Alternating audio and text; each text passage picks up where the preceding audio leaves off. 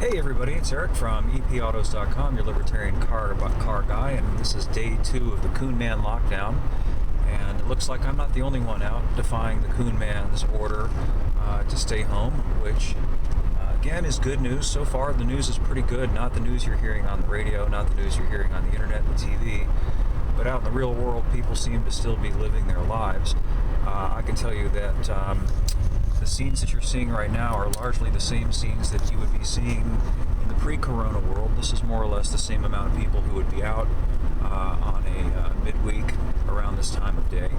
And I don't think all the businesses are obeying the Coon Man, which is very good. I see a number of businesses that are by no means quote-unquote essential according to the Coon Man's definition of what's essential, which is pretty much everybody who doesn't work for the government. The nail spa is open, the tattoo place is open, it looks like.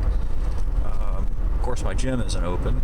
A lot of businesses, unfortunately, sadly, have chosen to just fall in line and do what the Coon Man says, I guess out of fear that they're going to get hutted by armed government workers. But at the end of the day, you know what? It doesn't matter. Your business goes out of business, and then you'll be begging in the street for your government cheese and your government check and your universal basic income. So really, what have you got to lose, as Solzhenitsyn used to say? If they take everything away from you, you have nothing left to lose. So why not take a stand and maybe get something positive accomplished? Anyway, I am just a few minutes away now from my non-essential coffee shop, which is very essential to me and very essential to the people who work there. And hopefully it will still be open. It was open in defiance of the Coon Man yesterday, and I will have a part 2 of this shortly to let you know what the straight dope is on that.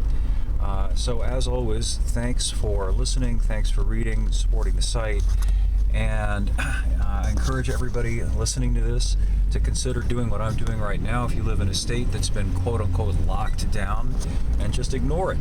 Go out and do your thing. If enough of us do it, a swarm of us out there doing it, it's going to make this whole thing unenforceable and laughable, and there'll be very little that they can do.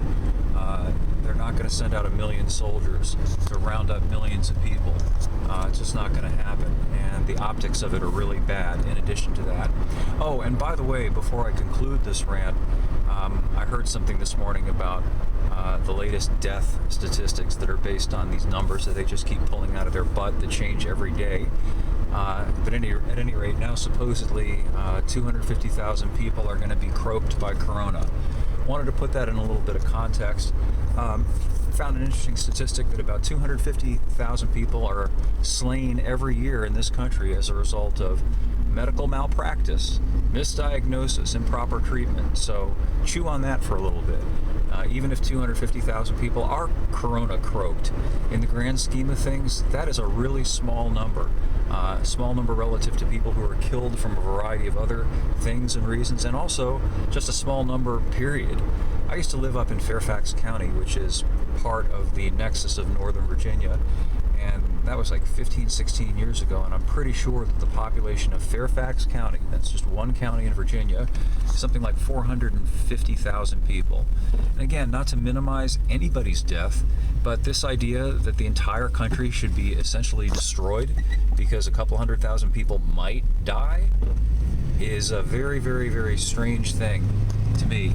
As I mentioned on the radio the other day, and I think I may have mentioned in videos that I've done previously, Carl Sagan once said that extraordinary claims require extraordinary proof. And doing these unprecedented things, shutting down entire states, cities, locking people in their houses, preventing them from going out and going about their business, preventing them from earning a living, that really requires some kind of absolutely unprecedented danger on the order of nukes falling from the sky, and certainly bodies stacking up like cordwood, which we just haven't seen.